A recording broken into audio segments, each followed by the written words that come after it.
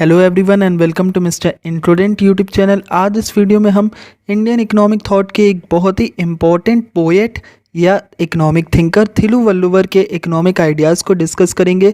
इनका क्या प्लेस है इंडियन इकोनॉमिक थॉट में, किस तरीके से ये और कौटिल्य इन दोनों के बीच में एक छोटा सा शॉर्ट कंपैरिजन देखेंगे। So without wasting much time let us start with the video. Thiruvalluvar's economic ideas.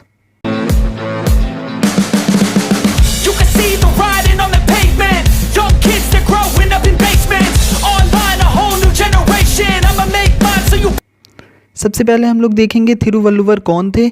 इनका जो मेन आप कह सकते हैं लिटरेरी वर्क है इकोनॉमिक आइडियाज़, जहाँ पर हमें मिलते हैं वहाँ उसका नाम क्या है, थिरुकुराल। थिरुकुराल नाम का इन्होंने एक टेक्स्ट लिखा है। He was a Tamil poet and philosopher who lived in the ancient Tamil Nadu region of South India. Around 3 century AD में ये रहते थे तमिलनाडु में। इनका जो फेमस वर्क है थिरुकुराल, इसमें 1330 कपलेट्स है और इसमें बहुत सारी चीज़ों को, बहुत सारे टॉपिक्स को कवर किया गया है, जैसे कि एथिक्स, गवर्नेंस, लव और इकोनॉमिक प्रिंसिपल्स।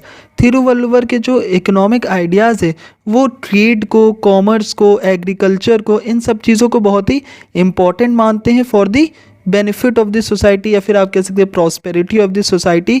ये फ्री मार्केट और कंपटीशन में बिलीव करते थे और फेयर ट्रेड प्रैक्टिसेस को ये प्रमोट करने की कोशिश करते थे। ज़्यादा से ज़्यादा सेविंग्स को इम्पॉर्टेंट बताते थे और साथ ही साथ ये इन्वेस्टमेंट को भी इकोनॉमिक ग्रोथ और डेवलपमेंट के लिए काफ़ी इंपॉर्टेंट मानते थे। देखिए, इनका जो थिरुकुराल है उसमें 4 इंपॉर्टेंट पार्ट्स है, जिसमें से जो स्टार्टिंग के 3 हैं दैट इज़ आराम, पुरुतपल एंड इम्बाम।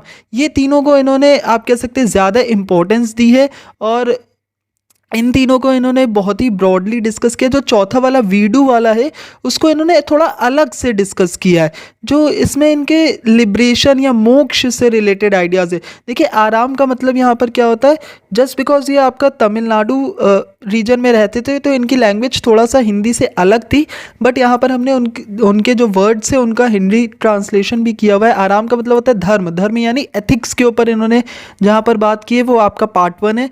पार्ट 2 पुरुतपल यानी अर्थ, अर्थ का मतलब यहाँ पर क्या होता है, पॉलिटी। हमने पहले ही आपको बताया था जब कौटिल्य का भी डिस्कशन किया था कि कौटिल्य के अर्थशास्त्र का मतलब केवल इकोनॉमिक्स से नहीं है, उनका मतलब है पॉलिटिकल इकोनॉमी से। Same goes with Thiruvalluvar. यहाँ पर पुरुतपल यानी जिसका मतलब अर्थ होता है उसका मतलब है पॉलिटी, कैसे एडमिनिस्ट्रेशन होगा, कैसे टैक्सेशन होगा, कैसे पब्लिक फाइनेंस होगा, सारी चीज़ें उसमें आ जाती। इनबाम, इनबाम का मतलब होता है काम, काम मतलब क्या होता है, लव या फिर बॉन्डेज। वीडू, वीडू यानी मोक्ष या फिर लिबरेशन। ज़्यादातर इनके जो इकोनॉमिक आइडियाज़ है वो आपके सेकंड यानी अर्थ वाला जो है पुरुतपल करके जो पार्ट है उसी में ज़्यादातर इनके इकोनॉमिक आइडियाज़ दिए गए। इनका जो थिरुकुराल है इसमें काफ़ी ज़्यादा क्लासिसिज्म है। क्लासिसिज्म क्यों है, क्योंकि अभी हमने डिस्कस किया फ्री कंपटीशन और फ्री मार्केट को ये बहुत ज़्यादा आप कह सकते हैं इनकरेज करते थे। और एथिक्स का भी इनके ओवरऑल जो भी इकोनॉमिक इनके आइडियाज़ हैं उन सब में एथिक्स का बहुत अच्छा रोल है। इन्होंने बहुत ज़्यादा एथिक्स को इम्पोर्टेंस दी हुई है। और ये जो है ये रेन को भी बहुत इंपॉर्टेंट मानते थे। रेन को ये बेसिक सपोर्ट ऑफ लाइफ मानते थे। क्यों? क्योंकि देखो, बारिश होगी तो उसी से क्या होगा, आपकी अच्छी फसल होगी। अब बारिश दोनों चीज़ें करा सकती है, या तो आपकी फसल को बहुत अच्छा भी कर सकती है, बहुत अच्छी ग्रोथ हो सकती है आपकी फसल की, या फिर अगर बहुत ज़्यादा बारिश हो गई, अतिवृष्टि हो गई तो क्या हो जाएगा, आपकी फसल खराब हो जाएगी। सो इन्होंने क्या बोला है, it is rain that both ruins and aids the ruin to rise. यानी वो बर्बाद भी कर सकती है बारिश, और जो बर्बाद हो चुका है उसे आबाद भी कर सकती है, या फिर उसे ग्रो करने में मदद भी कर सकती है। नेक्स्ट हम लोग अब इनके मेजर जो इकोनॉमिक आइडियाज़ है उन पे आ जाते हैं। इन्होंने सभी तरह के जितने भी फैक्टर्स ऑफ प्रोडक्शन होते हैं, आपका labour, capital, organisation, time, technology, सबको इन्होंने इंपॉर्टेंट माना था, सबको इन्होंने आइडेंटिफाई किया था। ये भी बहुत बड़ी बात है, क्योंकि काफ़ी टाइम तक तो देखिए कई सारे जो इकोनॉमिक थिंकर्स होते हैं वो लैंड, लेबर, कैपिटल को इंपॉर्टेंट मानते हैं, आपका टाइम को या फिर टेक्नोलॉजी या फिर ऑर्गेनाइजेशन के बारे में उनको नहीं पता होता है। लेकिन ये इतने ज़्यादा पुराने इकोनॉमिक थिंकर थे, फिर भी इन्हें सभी चीज़ों के बारे में पता था। ये क्या कहते हैं, unfailing harvest competent body of men, group of men whose wealth knows no diminution are the components of an economy.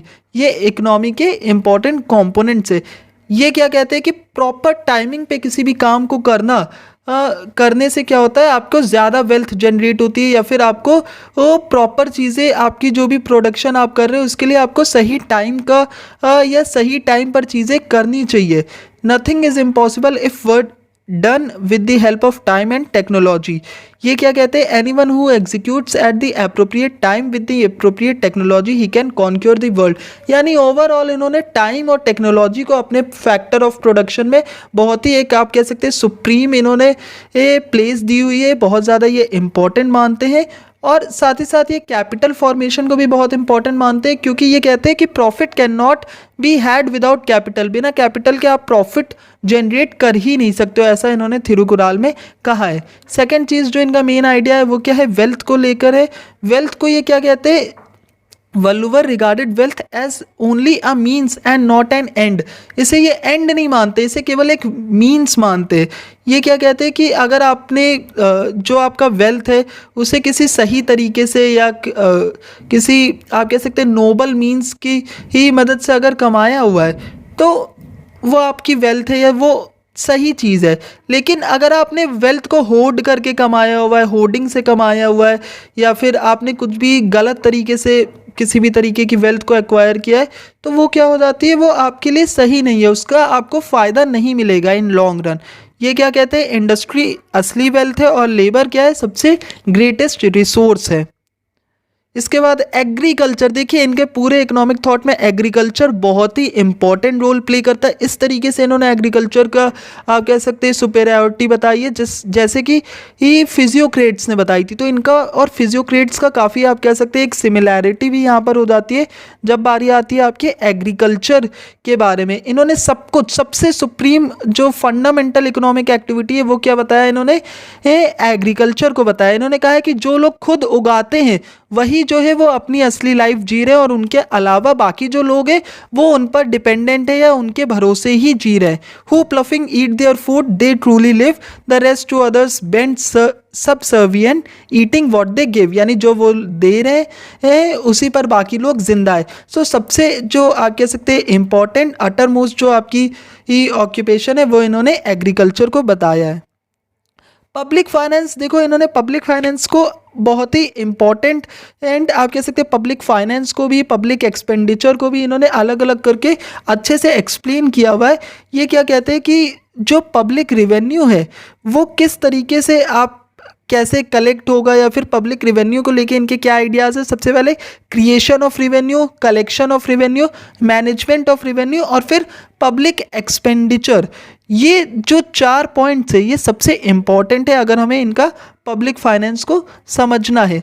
Valluvar was against the compulsory tax collection. ये कहते थे कि कंपलसरी नहीं होना चाहिए टैक्स कलेक्शन, जो दे पाता है उसी से लेना चाहिए, और ऐसा नहीं होना चाहिए जो राजा, ऐसा कोई अगर राजा है ये जो कि ज़बरदस्ती का टैक्स लेता है तो उसे इन्होंने एक चोर बोला था कि ऐसे राजा कैसे होते हैं, चोर होते हैं जो वो कंपलसरीली टैक्स को कलेक्ट करते। मेन जो सोर्सेज इन्होंने बताए थे वो क्या बताया था, जो खुद से धन प्राप्त होता है किसी भी तरीके से, मतलब कहीं पर आपको कुछ वैल्यूएबल, कुछ गोल्ड मिल गया या कुछ मिल गया, जो wealth that comes by itself. Custom duties ये भी इंपॉर्टेंट है। और जो राजा जो हार जाते थे उन वो जो रिपरेशन देते थे, या फिर वो जो आप कह सकते हैं हारने के बाद जो पैसा चुकाना पड़ता है या देना पड़ता है, उन सबसे वेल्थ को इन्होंने रिलेट किया था और बोला था कि ये सारे सोर्सेज ऑफ वेल्थ है। अच्छा देखिए उस टाइम पे क्या था, उस टाइम पर लैंड रेवेन्यू भी प्रचलित था, लोग लैंड रेवेन्यू भी कलेक्ट करते थे और लैंड टैक्स भी होता था, लेकिन इसको इन्होंने वल्लुवर ने अपने इकोनॉमिक आइडियाज़ में इंक्लूड नहीं किया था। नेक्स्ट पब्लिक एक्सपेंडिचर, ये बैलेंस बजट की बात करते थे और क्या कहते थे कि एक बार को सरप्लस बजट हो जाए, या हमेशा हमें कोशिश करनी चाहिए कि जो बजट है सरकार का वो सरप्लस होना चाहिए, या अगर सरप्लस नहीं है तो चलो बैलेंस में हो जाए, लेकिन कभी भी डेफिसिट फाइनेंस नहीं होना चाहिए, कभी भी डेफिसिट बजट के ये बिल्कुल ही खिलाफ थे। इन्होंने जो मेन आपका पब्लिक एक्सपेंडिचर किन किन चीज़ों पर होना चाहिए, एक तो डिफेंस पर, दूसरा पब्लिक वर्क्स मतलब जो भी आपके सरकारी काम होते हैं, मतलब रोड्स का कंस्ट्रक्शन या कुछ भी, मतलब उस ज़माने में जो भी चीज़ें होती होंगी, और सोशल सर्विसेज के लिए आपका पब्लिक एक्सपेंडिचर होना चाहिए। एक्सटर्नल असिस्टेंस, अगेन ये बहुत ही खिलाफ थे बाहरी देशों से मदद लेने के। ये कहते थे कि जो देश बाहर से मदद लेता है वो तो फिर मतलब देश कहलाने लायक ही नहीं है, आपको एक सेल्फ सफिशिएंट इकोनॉमी होना चाहिए, आपको बाहर से कोई भी मतलब नहीं होना चाहिए। एथिक्स, अभी हमने स्टार्टिंग में इनका जो देखा था कि एथिक्स को इन्होंने बहुत ही ज़्यादा इम्पोर्टेंस दी थी।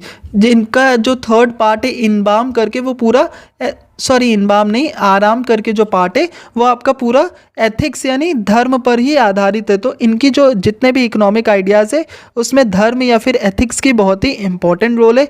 ये अनएथिकल चीज़ों को बिल्कुल ही अवॉइड करते, जैसे ड्रिंकिंग, गैम्बलिंग, प्रोस्टिट्यूशन, इन सब चीज़ों को ये एविल्स मानते हैं और इससे सोसाइटी में बहुत ज़्यादा ख़राब चीज़ें होती हैं। नेक्स्ट, पॉवर्टी और बेगिंग को लेकर के अगेन देखो ये क्या कहते हैं कि ऐसी कोई भी आप ये नहीं कह सकते कि कोई बिल्कुल पैदा ही हुआ है भीख मांगने के लिए या किस्मत से ही वो भिखारी बन गया, ऐसा नहीं है। वो कहते थे कि लोग करना नहीं चाहते या फिर किसी ना किसी ये गलत चीज़ में पढ़कर लोग भीख मांग रहे हैं या ऐसा, इनका जो भीख मांगने का जो पूरा सिस्टम उस ज़माने में था उसको ये बहुत ज़्यादा अपोज करते थे। ये क्या कहते थे कि जो पॉवर्टी है या फिर जो हंगर है, भूख है, ये सबसे ज़्यादा आप कह सकते हैं, भूख से अगर आज़ादी मिल जाती है इंसान को तो ये सबसे ज़्यादा अच्छा होगा किसी भी सोसाइटी के लिए, भूख से आज़ादी पाना। इनको लगता था कि जो लोग भीख मांग रहे हैं वो गलत है, और ऐसा नहीं है कि किसी की किस्मत में ही लिखा है कि भीख मांगना, वो उसे अवॉइड कर सकता है अपनी मेहनत से। वेलफेयर स्टेट, अगेन थिरुवल्लुवर जो है ये वेलफेयर स्टेट को लाना चाहते थे, सबका ये भलाई चाहते थे, सबकी समृद्धि चाहते थे। ऐसा वेलफेयर स्टेट ये चाहते थे जहाँ पर इलिटरेसी ना हो, पॉवर्टी ना हो, कोई बीमारियाँ ना हो और कोई इंडस्ट्रीज़ भी ना हो।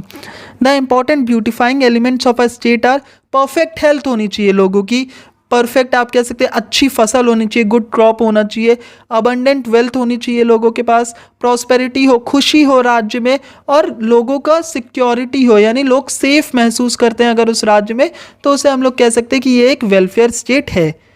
तो ये और भी कुछ हमने यहाँ पर इंपॉर्टेंट इनके आइडियाज़ दिए हैं, जैसे ट्रेड एंड कॉमर्स।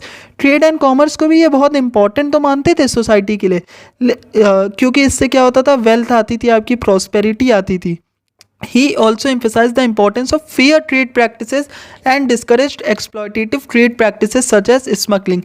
Smuggling वगैरह के ये खिलाफ रहते थे। डिवीजन ऑफ लेबर को इन्होंने रिकॉग्नाइज किया था, इन्हें पता था कि अगर डिवीजन ऑफ लेबर होगा तो उससे प्रोडक्टिविटी इंक्रीज होती है।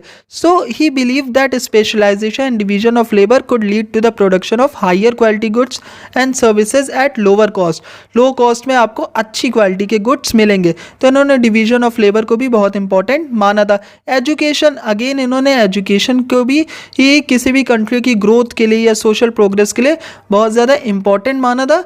और ये केवल आप कह सकते हैं एक स्टैंडर्ड तरीके की या एक पुराने ज़माने की एजुकेशन के बारे में नहीं बात करते थे, ये कहते थे स्किल्स और नॉलेज जो है वो भी लोगों को सिखाई जानी चाहिए। अलग अलग तरीके की स्किल्स अगर होगी हमारी जो लोग हैं हमारी इकोनॉमी में, तो उससे क्या होगा कि हमारी इकोनॉमी बहुत अच्छी चलेगी और सक्सीड करेगी। अगेन इन्होंने वुमेन के रोल को भी बहुत इंपॉर्टेंस दिया है। इन्होंने क्या बोला है कि वुमेन का इक्वल पार्टिसिपेशन होना चाहिए हर चीज़ में। He believe that women should be given equal opportunities and rights and that their contribution should be valued and recognised. इनका जो कॉन्ट्रीब्यूशन है इसकी वैल्यू भी हमें करनी चाहिए। So this was about the economic ideas of Thiruvalluvar. इससे रिलेटेड जो नोट्स है वो मैं टेलीग्राम चैनल पर अपलोड कर दूंगा, आप लोग वहाँ से इन्हें डाउनलोड कर सकते हैं। अगर आपको कुछ भी डाउट्स है तो आप कमेंट सेक्शन में पूछ सकते हैं। थैंक